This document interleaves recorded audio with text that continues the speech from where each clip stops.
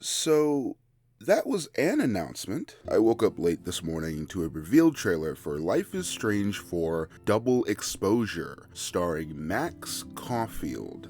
And I just sort of stared at my laptop for about 5 or so minutes, partly because I was in disbelief, but mostly because my eyes were still adjusting. I've seen the trailer about 3 times so far. Thankfully, it's pretty vague on everything except for the inciting incident. Max's new friend Sophie is dead. She tries to use her rewind power to fix it, but is instead now able to shift between this reality and one where Sophie's still alive. Ooh. I think it'd be visually interesting during puzzles to swap between the two realities, especially with the current gen system's SSDs, since this is the first game in the series to officially leave the 8th generation of game consoles behind. So there'll at least definitely be a visual upgrade in that department. I like having Max's powers evolve. This is something that we saw her do in the first game, down to spending an entire episode with a terminally ill variant of Chloe, so I like evolving on that and being able to switch between this reality and another one. Exposure seems to be in a new setting with all new characters, which is always a good thing in my eyes,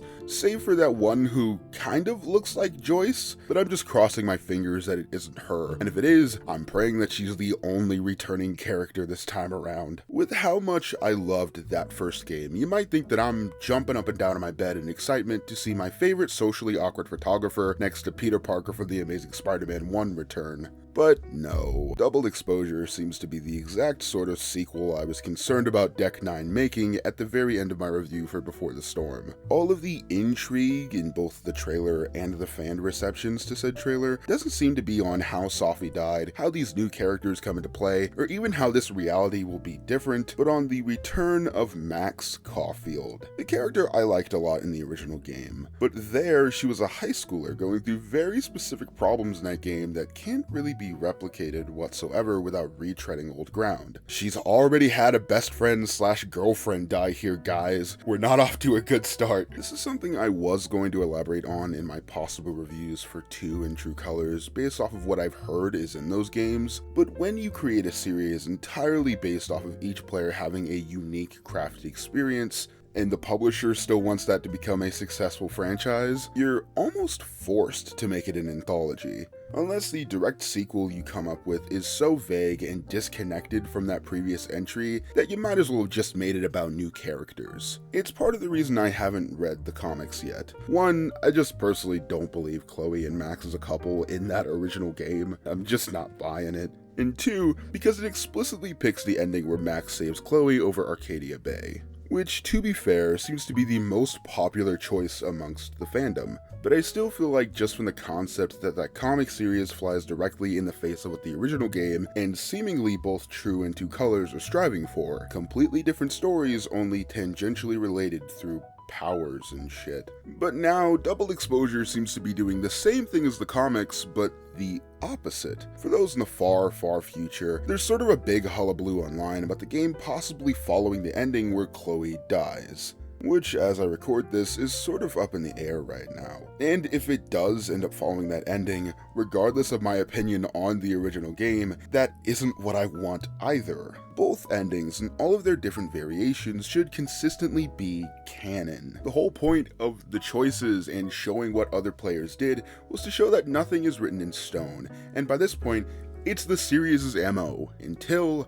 Double Exposure. All of my little issues and concerns can be summed up in one question. Why Max? She was 18 in the original game, and seems to have aged in real time somewhat, meaning that she's now in her late 20s. It's hard to believe that her personality would resemble her original self at all, outside of her continued passion for photography.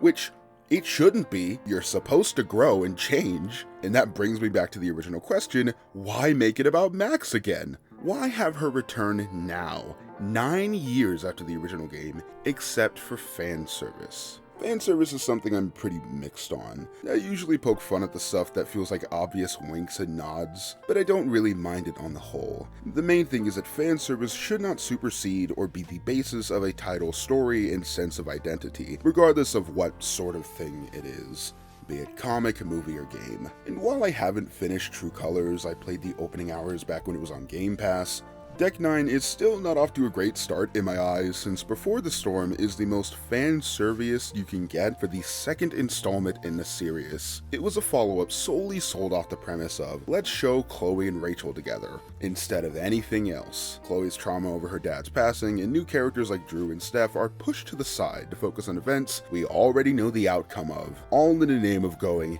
hey, I know that guy. It makes me think back on the IGN investigation on Deck9 by Rebecca Valentine, and how it mentioned that the studio, oh my fucking gosh, my fucking voice just cracked, and how it mentioned that the studio had business deals that sort of fell apart. Specifically one with Skybound Entertainment to help develop another Telltale walking game, and when that fell through, 30 people lost their jobs. Then, as Deck9 was working on the Wolf Among Us 2 script, Telltale just pulled their funding altogether and began developing the game internally, after which 23 people lost their jobs, leaving Double Exposure as the only game in development at Deck9, at least as far as we know. So it's not ridiculous to suggest that the success of Deck9 mostly relies on Life is Strange, and unfairly so. You should really read the original article, it's very well written. I get that it's not fun to bring up the shittier parts of game development, but context helps us understand why something in history occurred. And I'm not trying to imply that including Max was done in response to anything. I think she was always in the pitch for the fourth game. However, it does make it feel a little shallow. I understand that the team at Deck9 loves these characters, but I can only think of having Max be the focus is to just get these exact excited reactions out of fans. To get the oohs and the ahs and the, hey, I know that guy, and I get it. I get excited at things I enjoy as well. That's not the problem here at all. The problem is when a game is solely composed of the stuff meant to get people into seats. Because we saw what happened the last time Deck9 made their attempt at a game to please the fans, and it was hot boiled ass.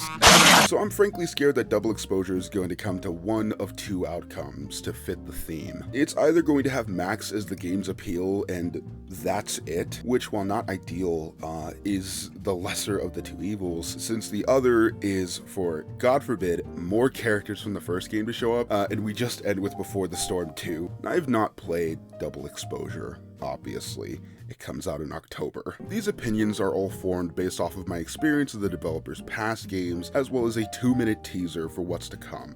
Needless to say, I'm reserving all judgment for when the controller is in my hands. Until then, these are just thoughts rattling in my brain from a casual fan of the series who spends a little bit too much time lurking on Tumblr. I'm crossing my fingers that it's good, and if not... We running up in niggas' houses! Think about this over a coffee. No, Lucy? Incredible. You two have got to try this. It's rich. Man, oh man, this Georgia is damn fine coffee. It's true. What about this deer head? Notice the symbol, Ken. I think you and I should take a drive. Big Ed's Gas Farm. Georgia.